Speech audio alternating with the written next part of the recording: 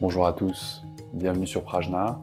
Cette vidéo est la première vidéo chapitre de ma rencontre avec le maître zen Luc Boussard. Luc Boussard a commencé à pratiquer la méditation il y a 45 ans et dans cette vidéo, il nous parle des différentes étapes qui l'ont mené à cette pratique, la contestation politique et sociale, les voyages autour du monde, la prise de drogue et comment toutes ces expériences ont été pour lui des étapes qui l'ont mené à la pratique du zen, à la pratique de la méditation, qui a été pour lui un point d'arrivée et un point de départ.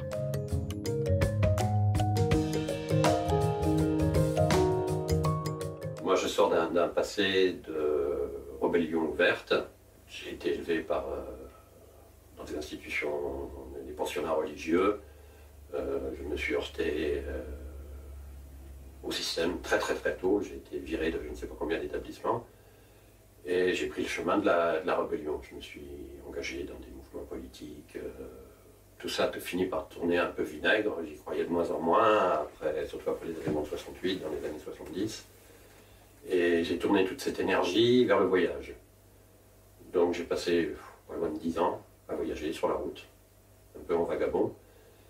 Et notamment, j'ai passé pas mal de temps aux États-Unis, en Amérique centrale et en Amérique latine, où je cherchais désespérément une forme de connaissance, de choix de vie, de manière de vivre auprès des Indiens. Donc j'ai été visiter pas mal de tribus indiennes avec lesquelles j'ai pris des plantes hallucinogènes, j'étais à fond dans ce type-là. Jusqu'à ce que là aussi, je m'aperçoive que j'étais dans une impasse, que ça ne me menait nulle part. J'ai pris conscience de ça à la fin de mon voyage. Donc je suis rentré et là je me suis lancé pareil à cœur perdu dans la quête de la voie spirituelle. Je me suis mis à lire les soufis, les mystiques chrétiens, les tibétains, bouquins sur le zen. J'étais très impressionné par le bouquin de Erigel, le zen dans l'art chevaleresque du tir à l'arc. Et je lisais, je cherchais désespérément, jusqu'à ce qu'un hasard de la vie me fasse rencontrer Maître Deshimaru. Donc tout simplement, à l'époque, je travaillais comme machiniste à la salle Pleyel et je me suis esquinté le dos en transportant un piano. Je suis allé voir un kiné qui exerçait à côté de Pernetti, avec lequel j'ai eu noué des bonnes relations d'amitié, et je lui parlais de ma recherche. Et il m'a dit, mais dis donc, tu sais pas qu'il y a un maître zen, là, juste au coin de la rue, à Pernetti? Je lui ai dit, ah bon? Et c'est comme ça que j'ai débarqué au dojo de Maître Deshimaru. J'avais déjà 30 ans, 31 ans.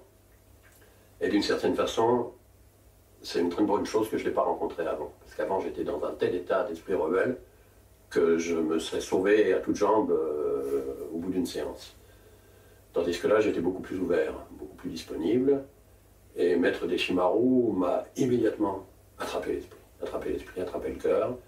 Et je me suis rendu compte, mais vraiment d'une manière définitive et totale, que j'étais arrivé chez moi, que j'étais enfin rentré à la maison. Et j'ai commencé à pratiquer avec lui, et depuis, je n'ai pas arrêté. J'espère que cet entretien vous a parlé. Comme toutes les rencontres que je fais, la vidéo intégrale de cette rencontre est disponible sur la chaîne YouTube de Prajna. La semaine prochaine, je publierai une seconde vidéo chapitre. Donc d'ici là, je vous dis à très bientôt.